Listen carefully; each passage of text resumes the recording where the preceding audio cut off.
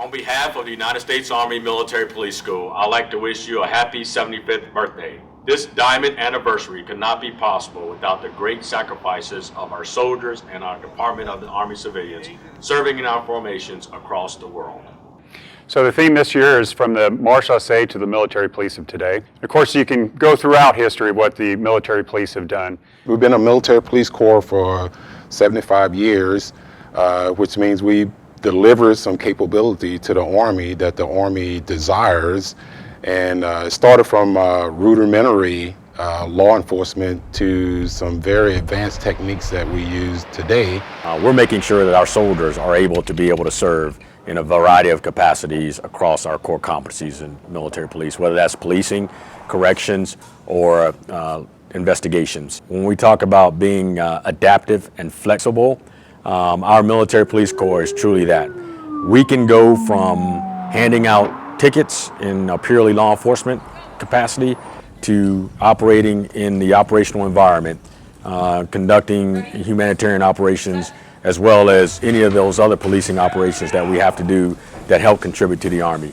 There is no other force, I will tell you now, that's better in operating in the human domain than military police. That people should care about the MP community because we're growing up and living in a world that's a lot more complex than it used to be.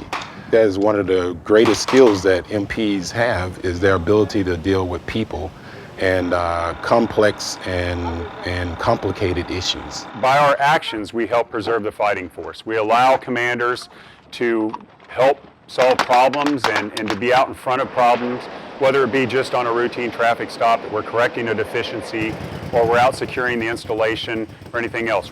And so at the tip of the spear are our military police soldiers, from the access control to purely law enforcement and policing to force protection to responding to crisis. That's our military police, out there operating every single day. Our force is about 51,000 strong, and when you think about that, that's a very small portion of the Army. It's about 4% of the Army. We are conducting operations all across the world. Our Army is stretched thin. Our National Guard and Reserve component provide extremely valuable expertise. 30 to 40% of our soldiers who serve in the National Guard work in some sort of law enforcement capacity in their civilian job. So that is why we have to make sure that our National Guard and our Reserve component are critical to our operations. As we look forward to the next 75 years, we will probably make great advances in technology, but still again, it will be, police operating those pieces of technology to further enhance our mission and our capability.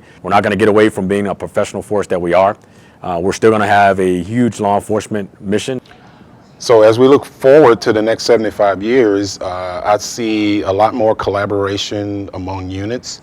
I see units that are made up of all of our disciplines. Well, as the Army goes, the military police will go. Military police are one of those professions that we can kind of do everything, and we'll support the Army as they require us and as they ask us. Once again, we'd like to wish you a happy 75th birthday. If your travels allow and you're able to make it to Fort Leonard Wood, we'd like to see you here. If not, we ask that you celebrate at your post-camps and stations across the world. Of the troops and for the troops.